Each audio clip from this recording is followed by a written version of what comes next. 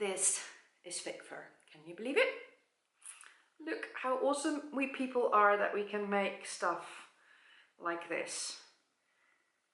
Wow.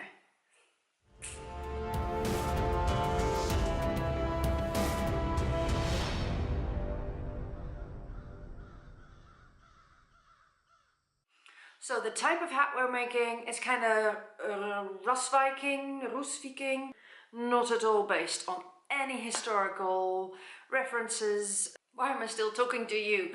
Let's get started with the DIY tutorial. Grab your wool and your fake fur, your scissors and your thread, and let's make a Viking hat for your outer Viking. Yes!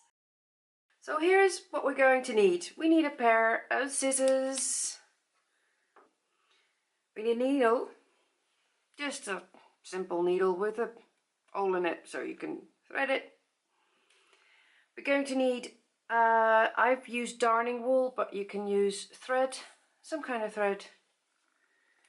And then this lovely fur. I've never seen this fur anywhere before. This is amazing fake fur. You need a little trim of that or a remnant of that.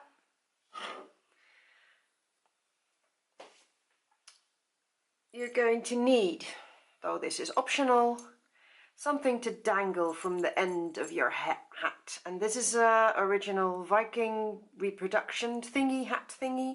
And this is just a little bell that I found that you could also hang on the end. And then of course you're going to need fabric.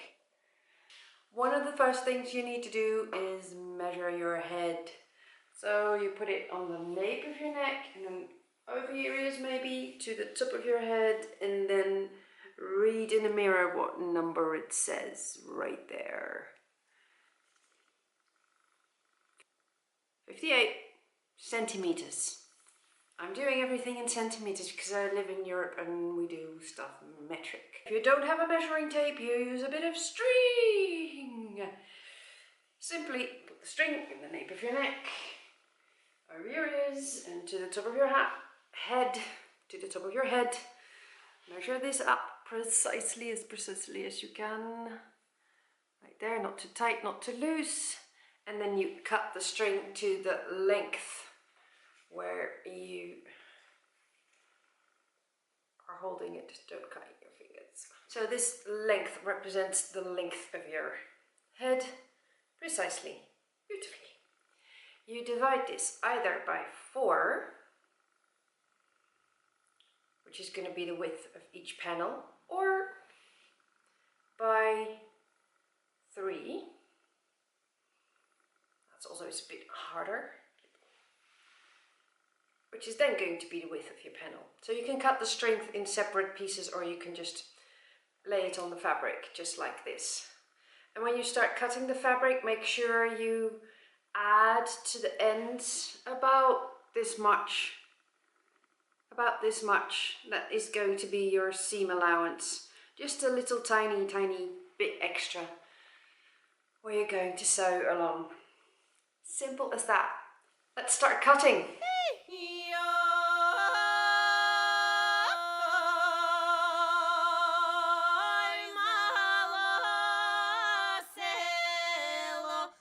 So this end is either a quarter of a third of your head circumference, and the length can be anything you like. From shorter to longer, just make sure that it fits over your head. And then what you want to do is just round off these corners here a little bit, so it doesn't look too square.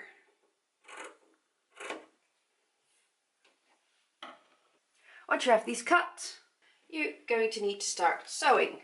So you get yourself a piece of thread.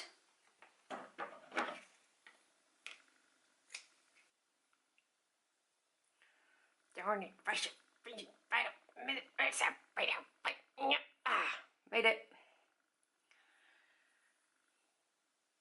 I put a knot in the end by just looping it over 1, 2, 3 times maybe.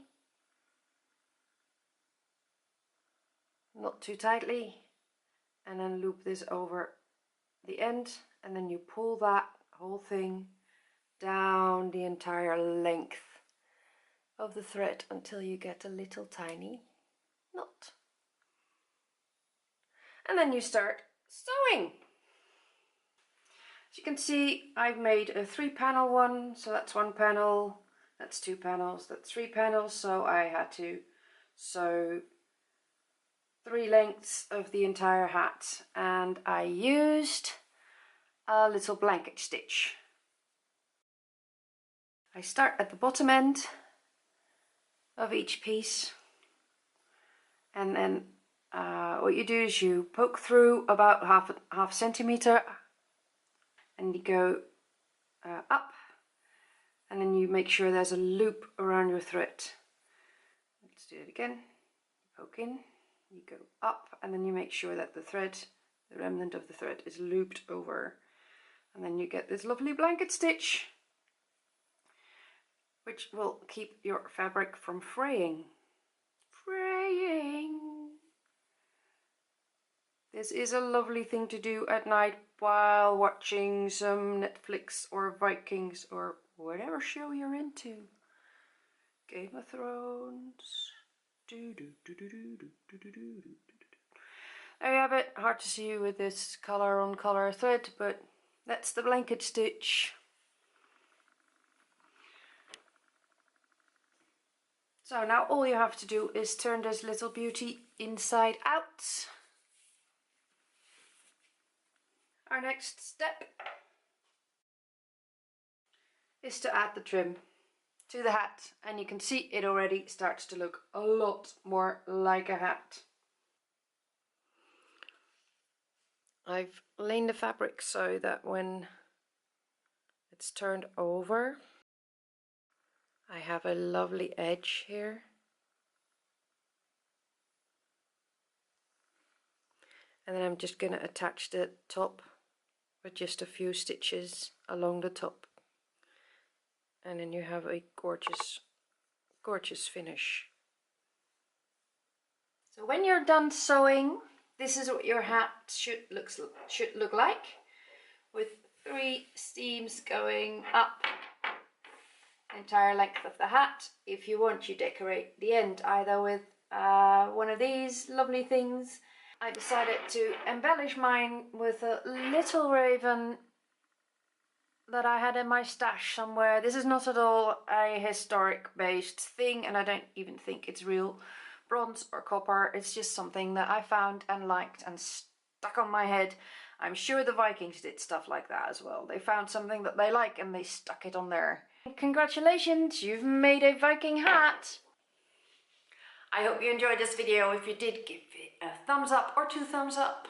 Don't forget to subscribe and tell all your friends to subscribe, whether they're Viking friends, equestrian friends, DIY friends, or maybe just talk to people in the street and say how awesome this channel is, maybe. Whatever you do, keep on releasing that inner Viking. I know you've got one inside you that needs to get out, at least in the weekends. I'll see you next time. Bye.